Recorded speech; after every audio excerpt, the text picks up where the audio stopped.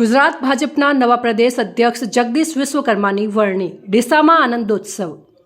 ગુજરાત પ્રદેશ ભારતીય જનતા પાર્ટીના નવા પ્રદેશ અધ્યક્ષ તરીકે રાજ્યકક્ષાના મંત્રી જગદીશભાઈ વિશ્વકર્માની વરણી થતાં જ રાજ્યભરમાં ભાજપના કાર્યકરોમાં ખુશીનો માહોલ છવાઈ ગયો છે।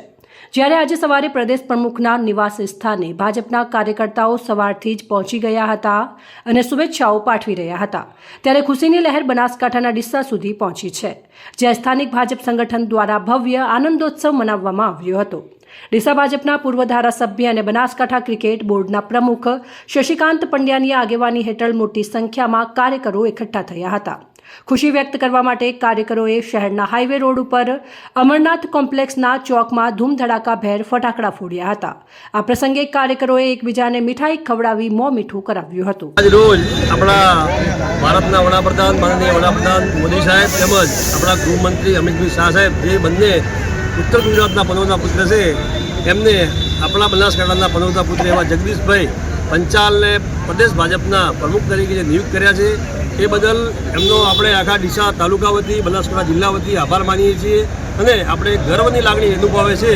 કે મોદી સાહેબ પણ વડનગરના, અમિતભાઈ શાહ સાહેબ પણ માણસાના,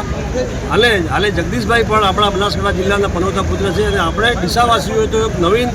ઉત્સાહની ઉજવણી કરવાનો પ્રસંગ છે, કારણ કે આપણે ડીસાના જમાઈ છે। એટલે આજે જગદીશભાઈનું જે નામ ગઈકાલે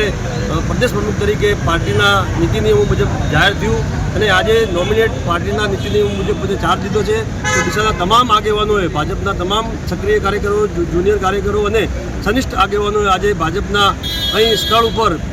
અમરનાથ કોમ્પ્લેક્સ ઉપર આવીને ફટાકડા ફોડી અને આનંદ ઉત્સવની ઉજવણી કરી છે અને મા જગદંબાને પ્રાર્થના કરી કે આવનાર તમામ ચૂંટણીઓમાં જગદીશભાઈના નેજા હેઠળ ચૂંટણીઓ લડાય અને તમામમાં વિજય